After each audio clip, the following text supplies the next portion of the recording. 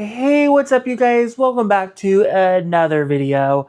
This week I'm going to be telling you about some of the best food that I've eaten ever in the entire history of my life.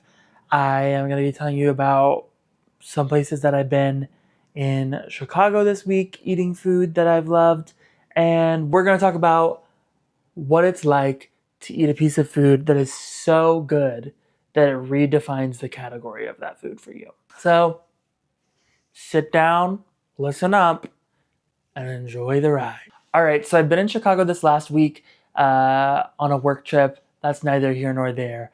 But when I was coming to Chicago, I knew that there was one place I had to go while I was in town. And that place is called Wildfire. I went there once to their DC location in Tyson's Corner, and it was not something that I sought out. It was hand delivered to me in its innocence. When I was at that rehearsal dinner, I had the mushroom crusted pork chops from the restaurant. And after the first bite, I knew that I would never be able to eat a pork chop from anywhere ever again. The pork chop from Wildfire is so good that when I'm in Washington, D.C., I've driven multiple times upwards to an hour through traffic to get to the one location. It's the only location on the East Coast. There's only 5 locations total of Wildfire in the U.S. One is in D.C., as I mentioned. One is in Michigan, and 4 in Chicago, like the greater Chicago area.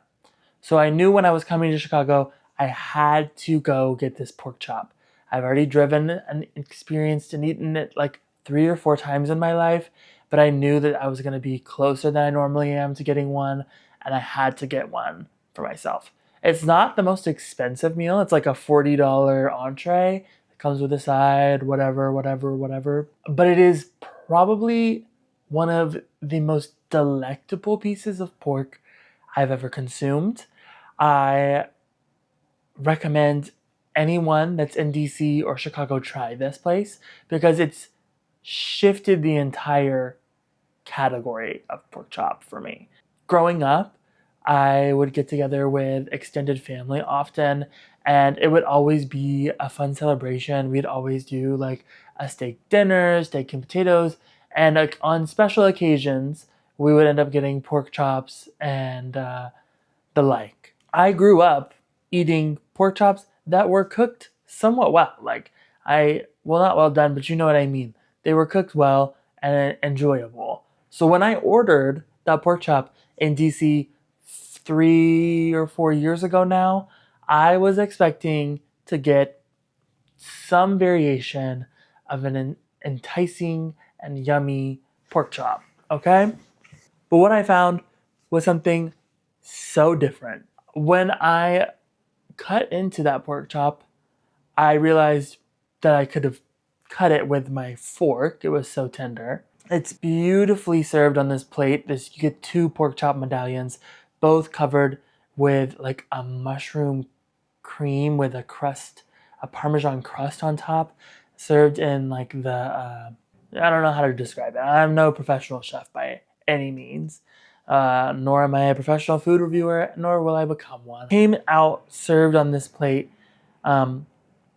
tender as hell, and the first bite I took, every ounce of meat just kind of melted into my mouth. I think that was genuinely the first experience I've had of eating pork or even something similar to like a steak where it genuinely like feels like it's dissolving like a pat of butter onto your palate.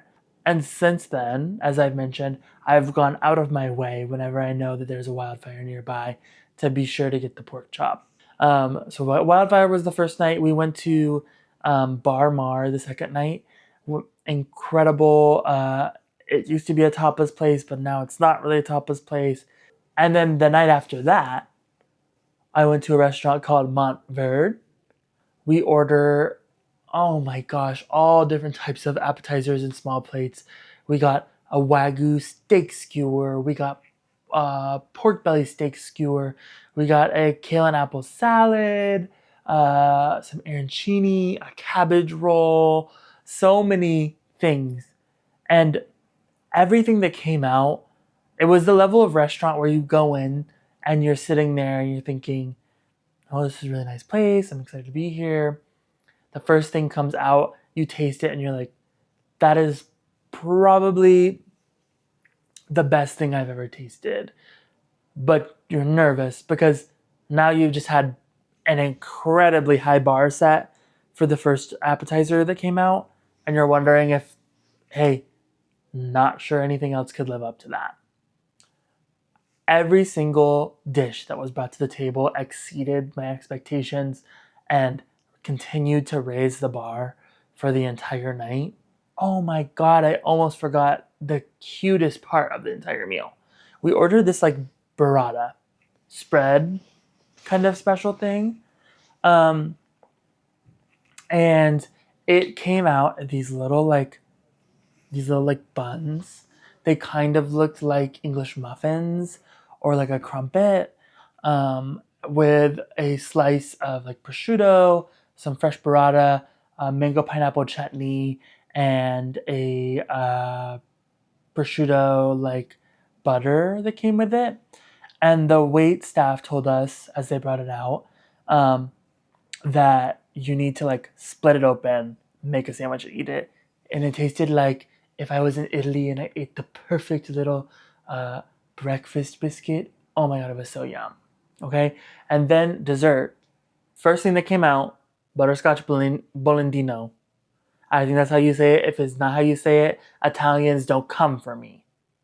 Had that, was yummy, was good, was not the texture I was expecting, but it was yummy. I'm not complaining. If that was as good as the dessert got that night, I would have been very happy. Next thing that came out, lemon ice cake. Okay, it's giving a little meringue whip, dollops of meringue whip, fresh scooped lemon sorbet, a like candied lemon rind, like dehydrated and then candied, and then the most perfect little lemon tart under all of it. So when you get all the layers together, it's just this like sour but sweet, perfect perfection of lemon. And I couldn't have been happier with the way that hit my palate after a nice little butterscotch moment, right? And then the home wrecker comes out, the tiramisu. This is the one where it divides party lines, I think. Because typically I've had tiramisu and it's not enough diversity and texture for me. And I want to like it because it's a classic like coffee beverage. I love coffee. If you know me, you know that about me. So I've always wanted to like tiramisu and I've never been able to enjoy it in the way that I think most people enjoy it flavor wise. I just find that it often falls flat. So all my coworkers are like, this is the best thing I've ever had. This is so good. I'm like, you know what? I don't like tiramisu like that, but let me just have a bite because everything else at this restaurant has been so earth shattering for me tonight that I might as well just take a bite and see if it same thing applies to the tiramisu.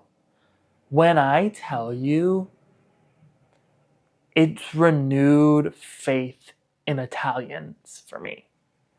The way the way tiramisu hit the palate, it brought me to life. It it was had to have been fresh made that day, I'd assume. Don't know what a fresh tiramisu tastes like, but if I had to guess what it tasted like, it would have been the one I had that night because you got the like texture of the cake wasn't like too soggy at this point in time. The like custard or whatever the hell they put in tiramisu was buttery and rich but not overwhelming. And then it was topped with like this whipped cream spread that was incredible. So the thing is, in between courses, I did go to the restroom at this place, and hanging outside of their restrooms, it did have two James Beard awards. So like, I guess that does check out with the quality of the tiramisu. I don't know what necessarily they won the James Beard for, but I'd have to imagine that one of them was probably the tiramisu. And if it was not the tiramisu, then it was likely up for a James Beard consideration with the way that it slayed so severely. Um, Generally speaking, though, I would say that this has really opened my eyes to the way that I've been experiencing food, and I haven't been able to stop thinking about it since. That was 2 days ago. I've told genuinely everyone I think me needs to know about the tiramisu. And if I find people that haven't heard of the splendor of this tiramisu, I will be introducing them. I wrote in this week's newsletter, if you don't know or haven't heard, I have a newsletter. The link to sign up is in the bio description. You can sign up. It's free. You get these videos a week earlier when you sign up for the newsletter, uh, or you get them a week later if you don't. And I don't really care either way, but I prefer if you're only going to consume my media in one way, I would love for you to consume my newsletter. That aside, I wrote about in my newsletter this week uh, that there should be a new category of food. We have fast food, we have casual fast, we have fine dining. Out Outside of all of these categories, there's something that should be redefined as fierce food, because the serve that food was, that tiramisu was for me, it entered a category that would be fierce food for me. The serve that pork chop was for me the first time I had it, that would be defined for me as fierce food. There are just things, it doesn't necessarily apply to price range. It's just the slay that it gives my palate would enter it into a category that I would say is fierce food.